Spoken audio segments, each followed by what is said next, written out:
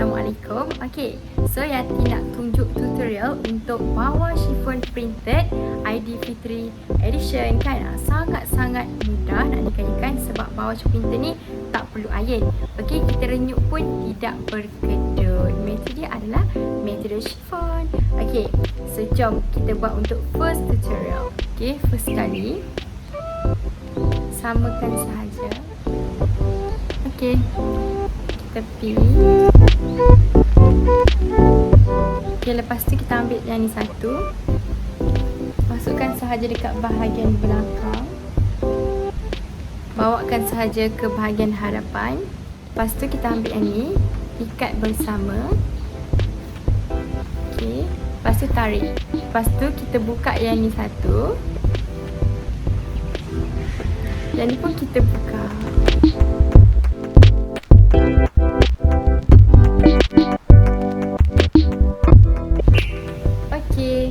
Dah pun siap. Untuk next tutorial yang kedua, edition Aidilfitri juga, color biru, cantik kan? So yang ni bawal segi 4. You harus pergi dekat bucu ni, lipatkan segitiga. Macam ni. Lepas tu kita letakkan sahaja macam ni. Lepas tu kita pin sahaja.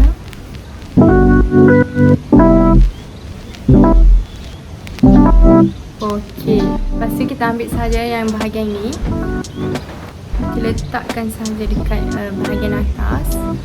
Yang ni semua kita bawa dekat depan. Ni kita bawa sahaja bahagian atas. Macam ni.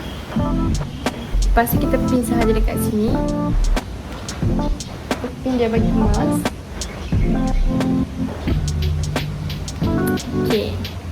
Lepas tu ada yang lebih ni, kita biarkan sahaja, kita bukakan dia. Yang ni pun sama, kita bukakan juga. Nampak?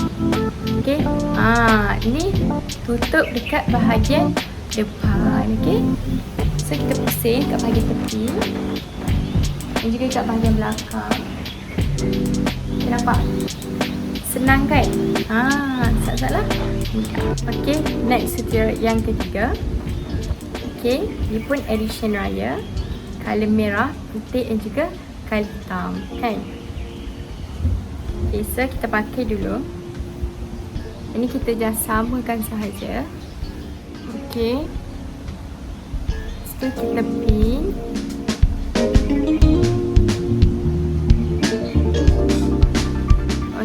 Lepas tu kita ambil yang kedua ni, ikat sekali. Kita ikat dia sampai atas. Buat macam tu. Lepas tu kita ambil sahaja dekat bahagian bawah, letak je dekat bahagian belakang, and selit sahaja dekat bahagian baju. Lepas tu yang ni kita just bukakan sikit. Nampak? Yang dia akan jadi macam lah kat sini. Sangat-sangat lah cantik. Dah pun siap. Untuk last tutorial Aidilfitri Edition kan, betapa cantiknya, macam-macam warna dia. So yang ni kita buat gaya bawal to shawl. Walaupun bawah tapi boleh digayakan secara shawl. Bawah kita just buat macam tu. Ni kita singkatkan sikit. Yang ni kita singkat, yang ni kita labuhkan. Lepas tu kita just pin sahaja. Kita pin. Lepas tu kita ambil sahaja dekat bahagian labuh. Kat sini you akan lipatkan dia macam ni. Lepas kita bawakan sahaja macam ni. Kita tarik je. Lepas tu kita pin sahaja dekat sini.